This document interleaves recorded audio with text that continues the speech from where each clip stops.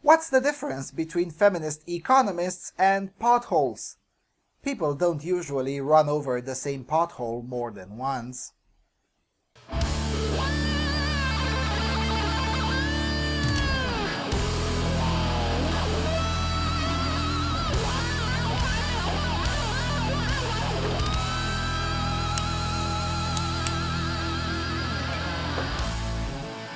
Hello everyone, and welcome to the Freedom Alternative. Earlier this month, The Economist published another article that made me convinced that I made the right decision when I cancelled my subscription to them. In the article, The Economist advises us to read the Journal of Feminist Economics because it's really important, and the advice comes right after they remind us of the Soviet Bolshevik-based International Women's Day. But what is feminist economics? Well, it's just like normal economics, but with voodoo postmodernist feminist claptrap added to explain what can otherwise be explained by common sense and basic economics. Let's take an example. The Mary Sue titles, "Study shows that pay drops universally in male-dominated fields when women join en masse." And the article is a cross-post from Gawker-owned Lezabel, so soon some of this drivel will have to disappear. Thank you, Hulk Hogan. And goes like this. When we talk about things like the wage gap, we often believe that if only this gap were closed, that would solve a good chunk of women's problems in the workplace. Unfortunately, just because the gap is closed between men and women doesn't mean that women will be paid more than they are now. A recent study made by NYU, UPenn, and the University of Haifa in Israel determined that whenever a bunch of women start getting into a male-dominated field in large numbers, pay in that field decreases across the board. Apparently, because if women can do that job, it must not be that hard or that important, or something. Or something, it's probably the most deep economic analysis ever. Anyway, they figured this out by examining census data between 1950 and 2000. According to the New York Times, NYU sociology professor Paula England, and sociology is not a real science, right? I mean, it's certainly not as hard as other sciences if a woman can do it. So we should totally pay sociology professors less than professors of real sciences. Anyway, she says that although sometimes there is a correlation between the jobs women choose to do and the pay it offers, the study clearly shows that the decrease in pay has to do with choices made at the employer level. It's not that women are always picking the lesser things in terms of skill and importance. It's just that the employers are deciding to pay it less. It just doesn't look like it's as important to do to the bottom line or requires as much skill. Gender bias sneaks into these decisions. The NY Times also cites the specific example of parks employees, which used to be a male-dominated field.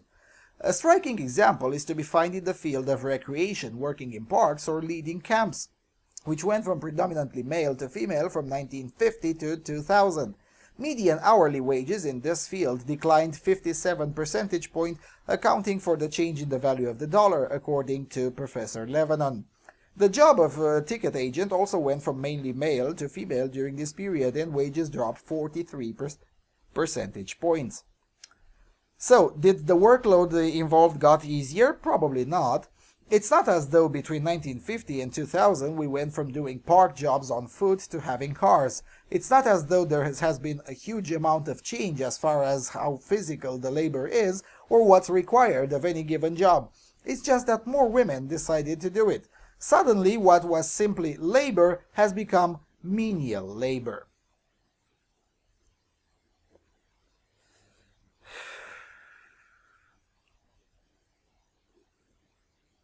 Alright, so where do we start? First off, sociology is not a real science, and not because women do it, but because ideologues do it. And even if all the ideologues would be kicked from the sociology departments, it could at best become a semi-respected soft science. But not more. You know why? Because the way sociology is constructed makes it quite impervious to empiricism. In physics, for instance, if you come up with a new hypothesis, you go into the laboratory, you test it, and if it turns right, you publish a proposal for a new theory or a new law. If it passes the mustard of the highly competitive peer review process, it becomes a new theory or a new law. In sociology, on the other hand, if you come up with a new hypothesis, all you have to do is find some statistical correlations that support your ideological worldview and then get your ideological peers to agree. No further testing, no evidence, nothing more is necessary. That's why sociology is not a real science, and not because women do it. Now, this article gives the example of park employees, and the comments of that article give the example of programming as two examples of fields whose pay changed significantly or drastically when the sexual demographics of the profession changed. So let's take both of these examples. So they assert that as the profession of park employees went from predominantly male to predominantly female from 1950 to 2000, the median hourly wages in this field declined 57 percentage points. Also, the job of a ticket agent also went from mainly male to female during this period, and wages dropped 43 percentage points. Now let's assume that's entirely true. I have no idea if it's true or not, but let's assume it is. The explanation of the feminists for this is that this occurred because more women got into the field and the evil employers simply decided to drop the pay of that, even to the detriment of the men remained in the field. And they decided this because we all know that those who own recreational venues are all a bunch of misogynists. The feminists also exclude the possibility of the workload to have gotten easier or the requirements for it to have become smaller. Nope. It's just that those evil misogynists decided that, because, quote, what was once simply labor has become menial labor, end of quote. But is that true? Well, not really. For starters, in 1950, the park employee was also a ranger. In 2000, the ticketing lady calls the police when disturbances emerge, hence offsetting the cost of security onto men. When she doesn't call the police, she calls the park ranger, almost invariably is a man. Again, she doesn't have to deal with the issue herself. This means that the job itself has indeed become far easier and involving far less risks. And as anyone should know, the jobs that involve high risk tend to be better paid. The lower the risk, the lower the pay. They don't teach that in feminist economics, but it's nonetheless the way this world works. Secondly, a park used to have no more than 2 or 3 employees in 1950, and those people had to know everything there was to know about that park. They had to be janitors, ticket men, rangers, guides, everything. Nowadays, the cleaning of the park, for instance, is insured by a separate company, or the park has a specific employee or group of employees for that task alone. The only responsibility that was maintained from the past is the issue of tickets and being a guide. Everything else, the harder part that is, was offset onto others. And, as anyone should know, the jobs that involve high levels of responsibility tend to be better paid. The lower the level of responsibility, the lower the pay. Now, David Hume has taught us as early as the 18th century that when 2 miracles or 2 conspiracies are being asserted, we should choose the lesser miracle, the lesser conspiracy, since the explanation that requires the least amount of faith and the higher amount of logic is likely to be the one closest to the truth. So let's compare, shall we?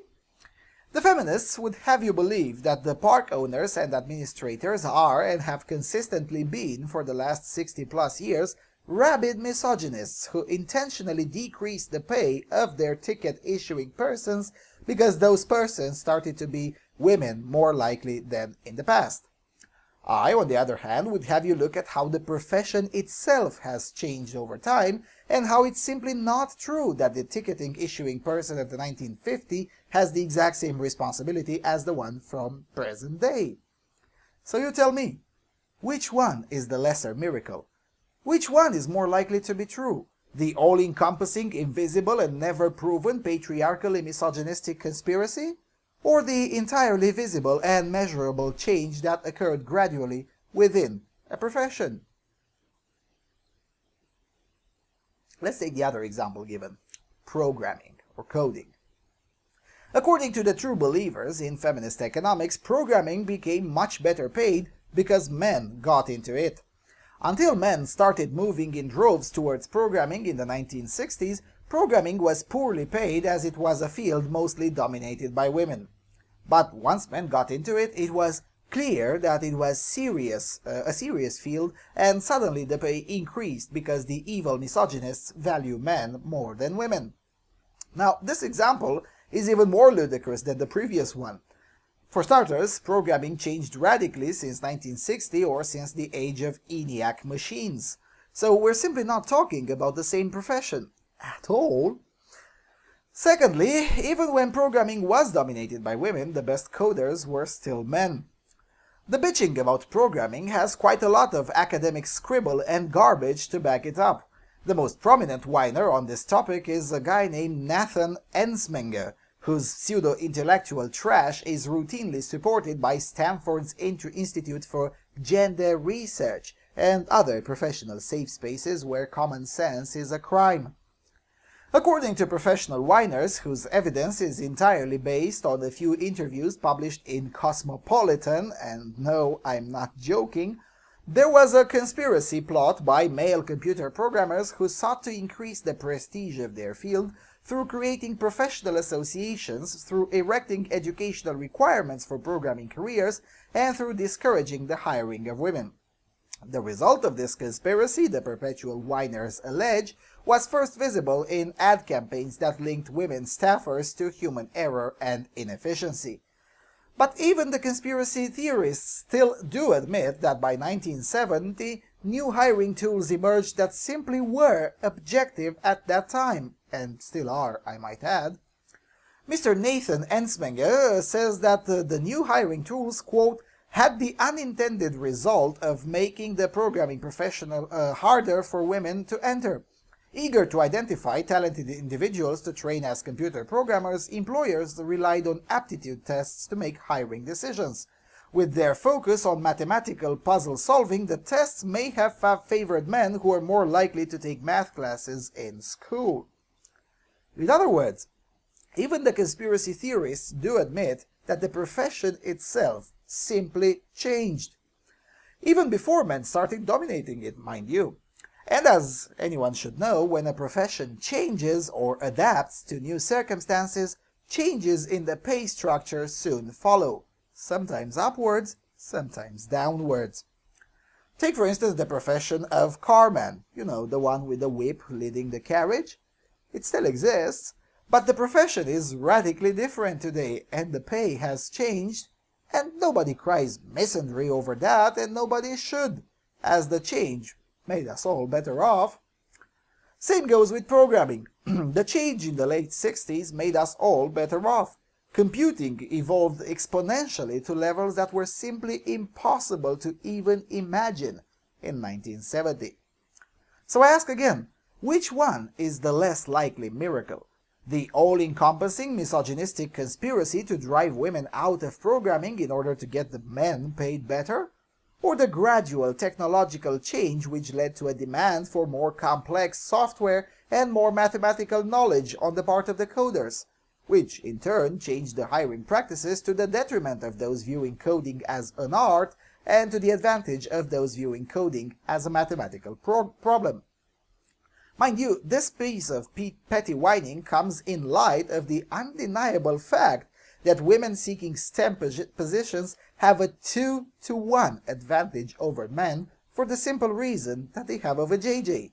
This is an actual proven bias as opposed to the hot air fact-free nonsense substantiated by tabloid articles in a fashion magazine.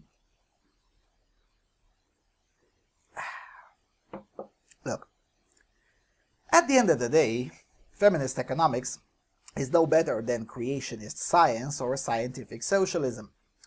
When the facts of evolution became clear, young Earth creationists had to regroup into creationist science departments to try to move the moment of creation somewhere else where the light of wisdom doesn't yet shine. And in doing so, they even alienated a significant chunk of Christians. Same goes with feminist economics. When the facts about the wage gap become clear, the feminist creationists have to regroup somewhere else and move the conspiracy inherent in the patriarchy hypothesis somewhere else where the light of wisdom doesn't yet shine. And in doing so, they will slowly alienate most of the society. No skeptic worth his salt can look at feminist economics and not smell the high amounts of pretentious bollocks emanating from there. And with that being said, thank you for watching and supporting this channel. I'll see you around on Freedom Alternative.